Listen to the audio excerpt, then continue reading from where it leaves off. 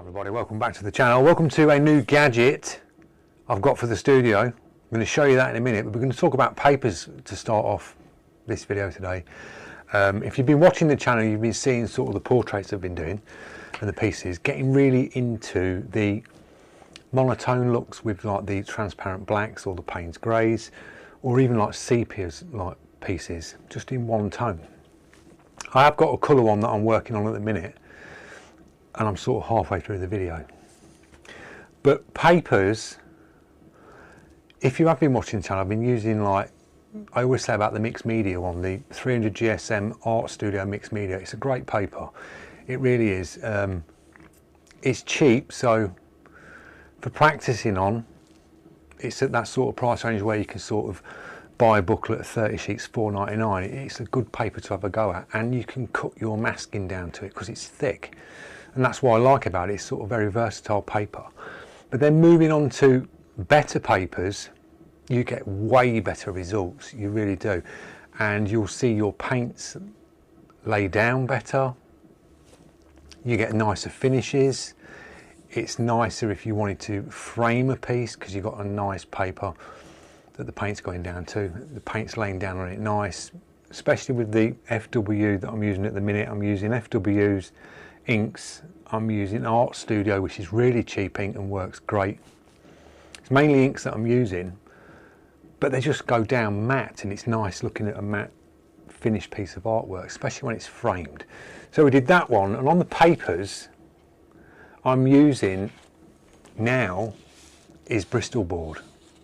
I'm just finding it really nice to spray on, getting great results with it. Mixing ratios, a lot of the time I'm using ISO, or I'm using a flow improver with the ink because I'm really thinning them out, so you can really get that nice transparency in the paint when you really thin it out. Or I'm using a matte medium to bring the transparency across, and just doing a couple of tones, like a real transparent one, a mid-tone, and then a darker, and then just using the three tones and then creating the pieces of artwork. So Bristol Board I'm finding really good at the minute. These are all upside down, but different, you'll see different tones in the papers as well. Some are really white, some are like an off-white on the Bristol. We've got cheaper booklets like £12.99, getting some good results on. A little bit thinner, 250, 240 GSM. If you're cutting your masking down to it, you've got to be really careful. You've got to go very lightly. If you've been watching the videos, I always sort of recommend like a certain scalpel. The one that I'm using is great because it's very well balanced when you cut down through your application tape or your Pro Mask. You'll find cutting application tape, you do blunt your blades quicker because it's a paper. The Pro Mask, your blades will last a lot longer. You'll get better finishes, crisper edges with Pro Mask, hands down. It's easier to cut. The blade just sort of soaks into it, and you just glide the blade around. It's nice and easy. The only thing you've got to watch out about the Pro Mask is with your paper.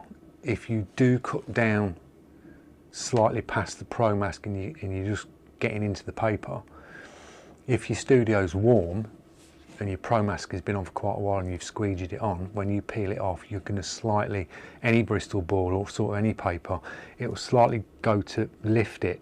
It won't tear it if you're careful, but you'll just see it sort of like bobble the paper up a bit, and you can wipe it back down. I found a lot of that on the edges where I sort of press the edge down to give it a border to keep it nice and clean. It'll just slightly lift it up. So we've got cheap Bristol Board and we've got expensive, and I have seen the difference on the papers. I really have. The cheaper ones, they're nice. The ink lays down on all of them really well, getting the same sort of finish. But when it comes to a dearer paper, you know the difference, and I can see the difference up close on these. We've got a Bristol here and it's slightly pulled the edge. This is what I'm on about when you use your Pro Mask. just slightly lifts it up. I'm not too worried about this, because if this was framed it would have an inlay slightly coming in about another 2mm in, which would cover that white border. It'd be absolutely fine on the actual main picture. Got this one here. This one is on watercolour paper, a Daily Rowney Aquafine. Now I found this nice to paint on. Even though it says it's like watercolour, you can use that paper. It's thick, 300 GSM, nice and thick. This is a hot press paper. ProMass went down on it okay. You will pull it if it's been on too long and you've squeezed it too hard. But if you just put it down lightly and you peel your ProMass away carefully, it works. You get some good results on that. This one is Frisk, I think. Yeah, it is. It's been chopped down. A nice paper. You get a nice finish on that. I just find that the inks they tend to look like they've been printed. When you look at them, it's like it's come out of a printer. The way it lays the paint down when you airbrush on it, it just goes really nice. The best one is the Strathmore, without a doubt. That paper is brilliant, guys. It really is good. It's the best paper I've used. Just the way the inks lay down on it is like, as I say, they look like they're printed. But this one really is nice to work on. It's the dearest one out of the lot, and it's the smallest booklet. I mean, that's how big the paper is. And the image is small on that. The image is probably just a little bit bigger than A4, and there's a lot going on that picture if you watch that on the video. But just great for getting detail, tight detail down. You can just go right up to the paper and it doesn't spider out. It just hits the paper. You can do a little bit of erasing on it, not a problem. It doesn't sort of fur the paper up when you erase hard on it. It just works great. A very nice paper. We did that one on it. This one's done on Strathmore as well, and again they just look like prints.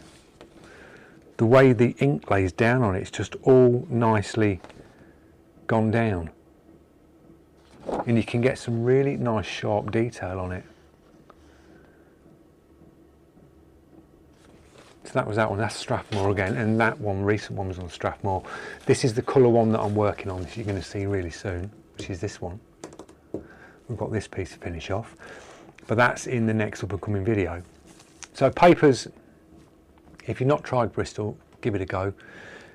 I'll leave links in the description to the ones that I'm using. They're all good, but out and out the Strathmore, hands down, is the best paper that I've used. Definitely is the best paper I've used when it comes to the Bristol Board. As I say, it's the dearest one out of the lot because you've got to order it. It comes from the States. So guys over in America, they'll get it on the doorstep, but we've got to get it shipped over, and I think that's where the price kicks in, you know. But I'd definitely order it again. You don't get many sheets in the booklet. You get like 15 sheets, and it costs £35, 15 sheets of paper, but well worth the purchase, especially if you want to do a piece for somebody and you want it to look really nice. You're going to get some great results. So that's the paper. Moving on to the Gadget. Now this is basically for maintenance with your brush. When you come to clean your brushes out, things like that, it's not an ultrasonic cleaner. I have tried one of them in the past. They're all right. I wouldn't rate it an ultrasonic, chucking your airbrush in it every 5 minutes to try and clean it up. It's too much, you know. I think a good clean with some good cleaners, your cotton buds, your little, like your pipe cleaner type things with the little bristles on that I use, that's good enough. It's the seeing what you're doing. It's that up close, and this Gadget gets you up close, and it's got some really cool features on it. It really has. It just makes you be able to see better up close. You can video what you're doing with it. You can freeze frame what you want to do. So if you're holding the brush next to it, you can go, freeze frame that bit, walk away, come back, and then your image is still there and you can be concentrating on what you do. Things like that. It's got all these sort of little gadgets on it that are really, really cool. So I'll set it up and we'll move in and take a look. There we go. There's the new gadget for the studio, and it's just a great bit of kit, guys. It really is. You've got a 10.5 inch LCD screen, an adjustable back. Now this is like a magnifying microscope. You can lower and raise this piece. So I found when you do like your maintenance, you're sort of looking at your brush, you clean it, it looks clean. It's only until you sort of put your brush under and look at it like that, and then you can see how actually dirty your brush is. And you can zoom in on that as well, so you can take it further up like that and go right in, you know. So if you've got a bent needle, you've got a splint nozzle, you can just hold it up like that. Let's take the actual prong cap off this and you'll get to see. You can just see exactly what you want. And if I was to just do this, press hold, now you can move your brush away. And that just captures the picture there. I can take photos, can take video footage on it. It's got like a memory card slot in the back. You've got adjustable lights here, which you can dim down. You can change the brightness on these. You get another light that fits to the base, which is an up light. So if you wanted to see the consistencies of paint, you get slides. You could put a drop of ink down, a mix of ink, put it between the slides and zoom in. You can see how grainy the pigment is in the paint. You can do loads with it. So it was like, I just thought for cleaning and maintenance, because you can just hold underneath and you can just see the brush, and you can focus here. You can see your brush really, really up close, and it's a really good image, guys. It really is. I mean, that's the H&S like right up close.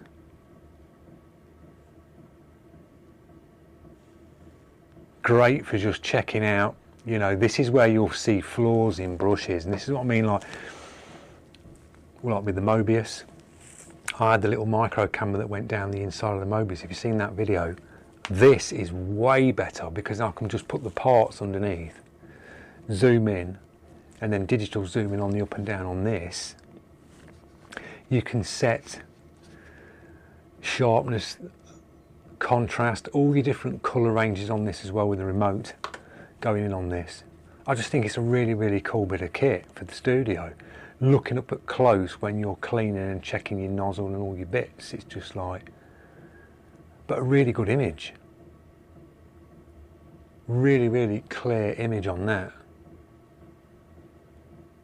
So a great addition to the studio, just checking out for when I'm looking at if I've got a dink needle, because sometimes it's really hard. I was using like a jeweler's eyeglass to go up close with, and you're trying to hold that on your eye and do this. With this, I can just slide the piece underneath. I can adjust the height at the back with this, so you can bring this up and down. This is like aluminium. It's got a metal base plate, so it's weighted, it's not going to topple over. This is all, you can move all this around to wherever you want and tilt it. So you're not sort of looking down like a microscope looking at bits, you're just looking at your digital screen and you can move that around. So a great bit of kit for the studio, guys. So that's what my wife picked me up for my birthday. She goes, "What do you want for your birthday? Do you want another airbrush?" And I went, "No more airbrushes. I could do with something where I can see what I'm doing, you know." Let's have a little look at the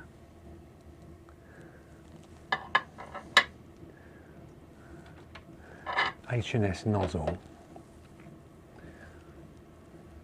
Get that on there.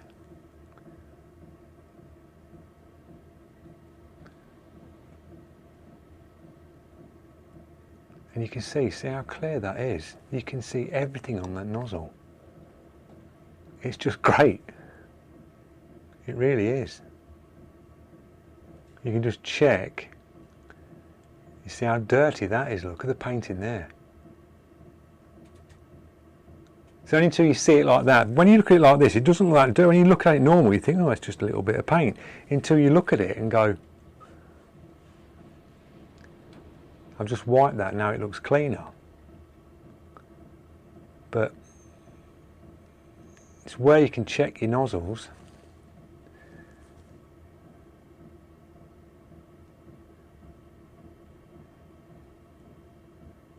What a great bit of kit. It really is. I'll check the needle on this as well.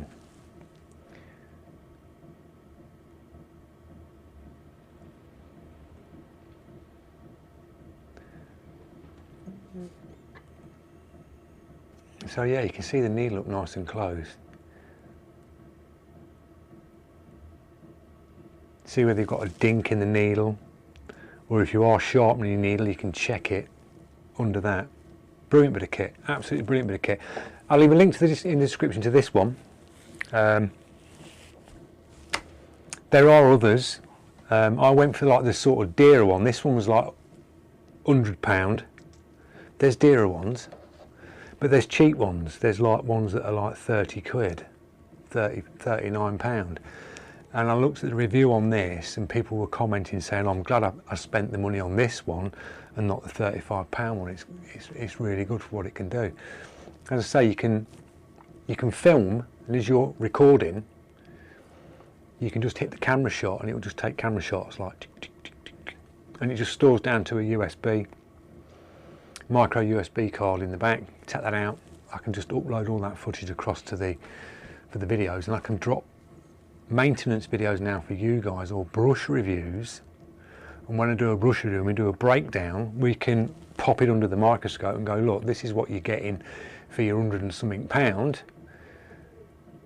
This is how good the machining is on it. We can look at the triggers, we can look inside the body when you take the trigger out and zoom in and have a look, and you just get to see build qualities, you know. It's like the H&S, it's only until you look at them under here that you then realise how good their machining is, you know. It's only until you see it close. But when you look at it like that, oh, that looks lovely. And some of these cheaper brushes, oh, it looks great. And then you look at it under something like this, and it's like, oh, hang on a minute, you can really see the poor quality in the chrome. And you'll see where eventually it will go, where the chrome hasn't like tucked to the body very well. But a great bit of kit, absolute great bit of kit. And these, just like, you can move these around, set these to where you want. Brilliant. So that's my little gadget for the studio. So you'll be getting to see more of this with some brush reviews. We'll do some up close shots and things like that. So I hope you enjoyed today's video. Links in the video description to the bits, papers, this. Enjoy your day, and I will see you in the colour portrait that I'm working on at the minute, sort of halfway through doing it. I'll see you in that one. Cheers, guys.